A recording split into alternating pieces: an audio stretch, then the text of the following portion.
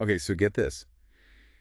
Imagine preaching 40 to 60 hours every week Wow. for decades. Yeah. You'd think that would wear a person down, right? Yeah. But that's exactly how George Whitefield rolled. He did. Welcome to our deep dive into the life of this preaching powerhouse who just took the 18th century by storm. What's so fascinating is that even at the young age of 22, Yeah. with huge crowds of people just hanging on his every word, Whitefield actually prayed to be kept from the dangers of fame. Oh, wow. Can you imagine having that level of self-awareness? At 22. At such a young age. Yeah, that's pretty incredible. It really is. It makes you wonder about what his drive was like. Yeah. The guy preached over 18,000 sermons in 34 years. Wow. Crisscrossing Great Britain and the American colonies. That's a lot of travel. And he even said, I had rather wear out than rust out. Seems like he was almost afraid of slowing down. There's a certain energy there that's hard to ignore. Yeah. He wasn't content to just deliver a message. He wanted to ignite a fire in people's souls. And he did. He did. Especially during the Great Awakening. Yeah. That period of intense religious revival in the American colonies. Right. But before we jump across the Atlantic, Yep. let's rewind to his beginnings. Sure. How did this son of an innkeeper from Gloucester become such a phenomenon? Well, you might be surprised to hear that Whitefield's journey, it wasn't like a straight path to piety. Okay. He confessed to having a pretty mischievous childhood, even admitting to stealing from his own mother. Really? It just goes to show you that even those who achieve really great things have their own share of flaws, you know? I love that about history. Me too. It's not about these perfect saints. No. It's about real people with flaws and complexities. Absolutely. It makes their achievements all the more impressive, don't you think? I think so. So how did he go from pilfering to preaching? Right. Was it like a sudden transformation, or was there something in his early life that hinted at this future path? Well, he always seemed to be drawn to the clergy, even as a young boy. But things really shifted when he got to Oxford. Okay. There he joined the Holy Club. The Holy Club. Yeah, it was a group of really devout students who emphasized a rigorous spiritual life. Okay. And it was within this group, which would later evolve into the Methodist movement, that he met John and Charles Wesley. Ah, the Wesleys. Yeah. Now, those are names synonymous with Methodism. They are. But I'm realizing there's a whole backstory here I never knew about. This is where it gets really interesting. Okay. You see, most people associate the founding of Methodism solely with the Wesleys. Right. But it was actually Whitefield who organized the very first Methodist society. Hold on. I thought the Wesleys were like the Methodism pioneers. Oh. What prompted Whitefield to take the lead? Well, it seems a book played a pretty pivotal role. Okay. Henry Scrugel's The Life of God and the Soul of Man. The Life of God and the Soul of Man. Yeah, and it just sparked such a profound conversion experience in Whitefield that he began gathering fellow believers for study and prayer. That very simple act marked the birth of the Methodist movement as we know it. Wow, that's incredible. Yeah. This little gathering, ignited by Whitefield's passion, eventually grew into the global Methodist movement we see today. It's a remarkable chain of events, isn't it? It is. So while Whitefield laid the groundwork, the Wesleys certainly played, a crucial role in shaping and guiding the movement's future. Okay, so we've got a young, charismatic Whitefield, deeply impacted by the Wesleys. Yes. And suddenly, at the helm of this brand new religious society. That's right. What happens next? Well, take us to those early days of his ministry. Okay. Did he just kind of blend in, or did he stand out from the crowd? Well, picture this. Picture a newly ordained Whitefield delivering his first sermon. Okay. Legend has it that it was so powerful. Yeah. It actually drove some listeners to what was then called madness. Madness? Yeah. That's a pretty intense reaction. It is. What was it about his preaching that elicited such a response? Right. Was it the message itself or something more about his style? Well, while the content of his sermons, revolved around these traditional themes, sin, repentance, salvation, it was his delivery that truly captivated audiences. Okay. He had this incredible ability to connect with people on an emotional level. Yeah. And his sermons were known for their dramatic flair and captivating energy. It sounds like he was a master of communication. He was. Not just preaching, but truly performing the message. Yes. I can see why he would draw such huge crowds. Yeah. But were people truly changing their lives based on his sermons? Or was it more about the spectacle?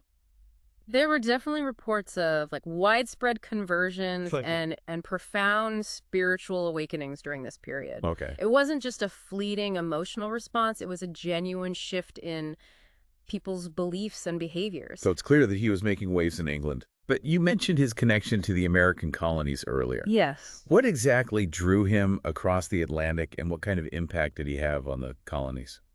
Well, for one, he felt a strong call to spread the gospel to the New World, Yeah. seeing the American colonies as just fertile ground for evangelism. Mm-hmm. But there was another powerful motivator. Okay.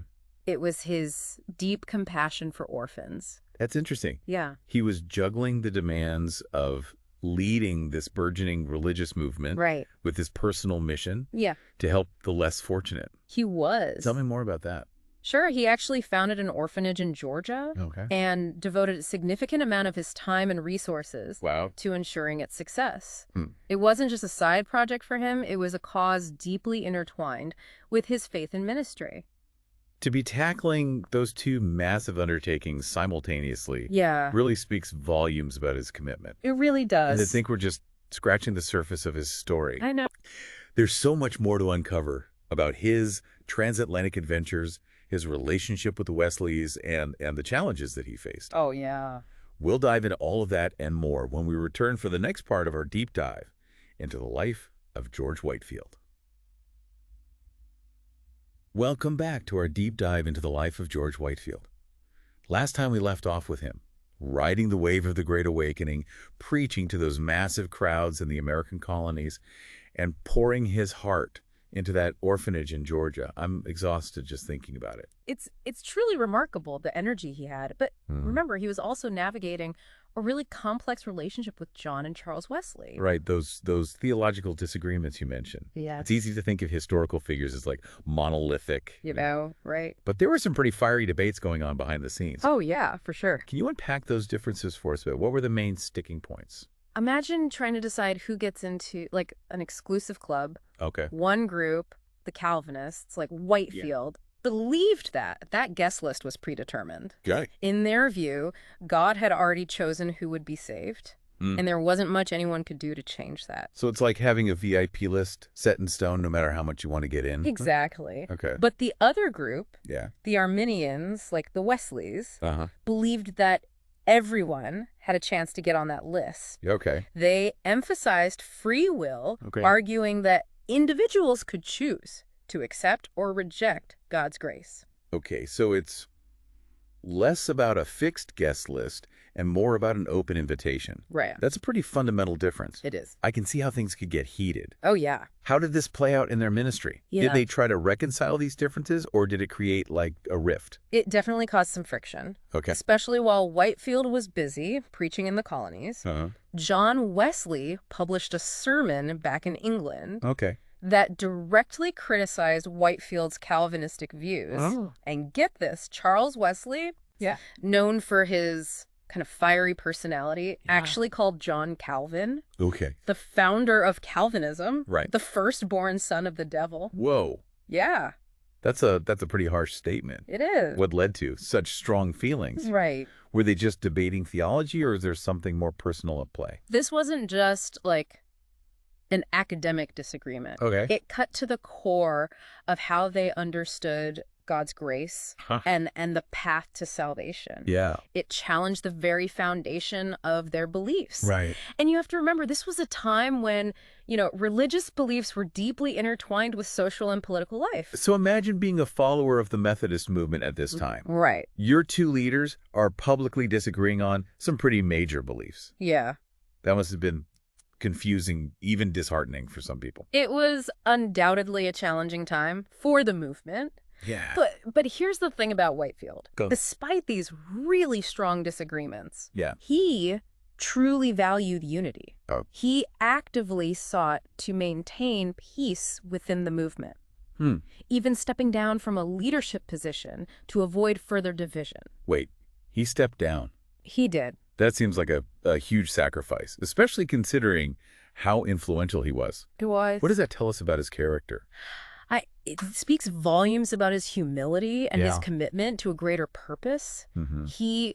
He recognized that theological differences, while important, shouldn't overshadow the shared mission of spreading the gospel. Yeah. He was willing to put his ego aside for the sake of the movement's unity. That's a powerful lesson, It is. especially in today's world Yeah. where we're often, quick to divide ourselves over differing opinions. Right. Do you think this willingness to find common ground despite disagreements contributed to his lasting impact? Absolutely. Okay. Whitefield's ability to collaborate even with those who held opposing views Yeah. allowed him to build bridges and reach a much wider audience. Mhm. He understood that the message was bigger than any one person or theological perspective. So even though they had this theological rift, they managed to find ways to work together. They did. Was there ever any kind of reconciliation between them? While they never fully resolved their theological differences, Okay. Whitefield and the Wesleys continued to preach alongside each other, Okay. focusing on their shared commitment to spreading the gospel. Uh-huh. They recognized that their differences didn't negate the good they could accomplish together. It's a reminder that collaboration and understanding can be powerful forces for change, Definitely. even when we don't see eye to eye on everything. Right. But let's be honest, fame and influence often come with a price. They do? Did Whitefield face any opposition or criticism as his popularity grew? Yeah, you're right. His path wasn't always smooth. Okay. As Whitefield's fame spread, so did the criticism. Okay. He was mocked, ridiculed, Real? and even lampooned on the London stage. Oh, wow. I can only imagine how hurtful and frustrating that must have been. Yeah. It's one thing to have theological debates, Right. but to be publicly ridiculed takes things to a whole other level. It does. How did he handle that kind of opposition? Despite the personal attacks and criticism, Yeah. Whitefield never strayed from his mission. Okay. He remained focused on preaching the gospel, driven by the conviction that he was called to do so. It's inspiring to see that level of resilience Yes. in the face of adversity. Yeah. And it certainly didn't stop him from achieving incredible things. No. In fact, Charles Spurgeon, Uh-huh. a renowned preacher who came after Whitefield, Right. described him with these powerful words. He lived. Other men seemed to be only half alive, but Whitefield was all life, fire, wing, force. That's a great quote. Wow, that paints a vivid picture. It does. It's like he was a force of nature, completely consumed by his passion and purpose. Exactly. And while his, fiery personality and dramatic preaching style sometimes drew criticism, there's no denying the impact he had. No. He was a master communicator who touched the lives of countless people. Welcome back to our deep dive on George Whitefield. We've covered a lot of ground, from his mischievous childhood to his rise as a preaching sensation, his complex relationship with the Wesleys, and those fiery theological debates that rocked the early Methodist movement.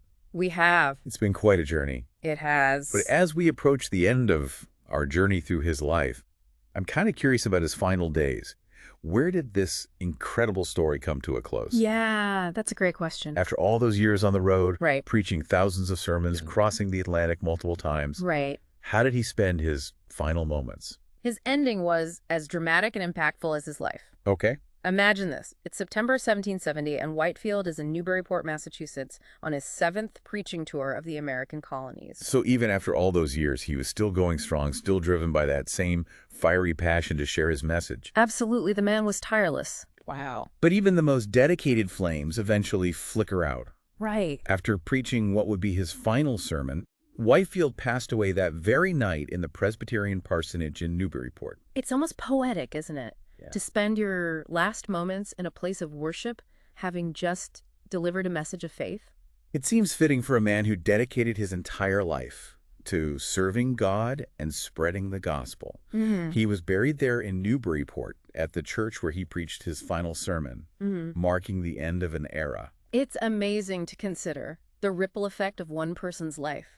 Yeah. He preached over 18,000 sermons, Wow. traveled across continents, sparked revivals, and touched the lives of countless individuals. And his influence extended far beyond his own lifetime. Right? Think about it. He helped shape the religious landscape of both England and America, Yeah. contributing to the growth of Methodism and inspiring generations of preachers. Yeah. He was a true pioneer, a catalyst for change, and a voice that continues to echo through history. It's awe-inspiring, right? Yeah. Yeah. To think that a mischievous boy who once stole from his own mother could go on to become such a transformative figure. It's a pretty remarkable story.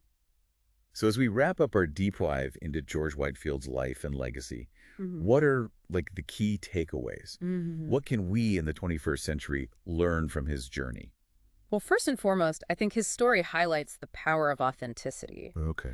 Whitefield wasn't afraid to be himself, to express his emotions, and to preach with conviction and fervor. Right. That genuine passion resonated with people, creating a connection that transcended time and place. It's a reminder that authenticity is magnetic. Yes. When we're genuine and passionate about something, it inspires others and creates a lasting impact. Absolutely. And secondly, Whitefield's life demonstrates the importance of resilience. All right. He faced criticism, opposition, even slander, Yeah. but he never wavered in his commitment to his calling. He never gave up. He understood that setbacks and challenges are inevitable, but it's our ability to bounce back and keep moving forward that truly matters. That's a valuable lesson for all of us, no matter what our goals or aspirations may be. Yeah. Life is full of obstacles, but it's our determination and perseverance that ultimately define our success. And lastly, I think Whitefield's willingness to collaborate, Yes. even with those who held differing viewpoints, is a powerful reminder of the importance of unity and understanding. Absolutely. He recognized that the shared goal of spreading the gospel was more important than theological differences or personal agendas. That's a message that feels incredibly relevant today, wouldn't you say? I think so. We live in a world where division and polarization often seem to dominate the conversation. They do. But Whitefield's story shows us that finding common ground and working together, even amidst disagreements, can lead to far greater accomplishments. It's about focusing on what unites us rather than what divides us. Yeah. And who knows, maybe we can all learn a thing or two from a preacher who lived over 200 years ago. I think we can. He may have worn himself out for the gospel, He did. but his legacy continues to inspire and challenge us to this day. It does. And for those of you who are eager to learn more about this extraordinary figure, I highly recommend Arnold A. Dallamore's 2-volume biography of Whitefield. It's a great book. It's an incredible deep dive into his life and times. You can also explore Whitefield's own journals. Okay. They offer a fascinating glimpse into his thoughts, his struggles, and his unwavering dedication to his mission.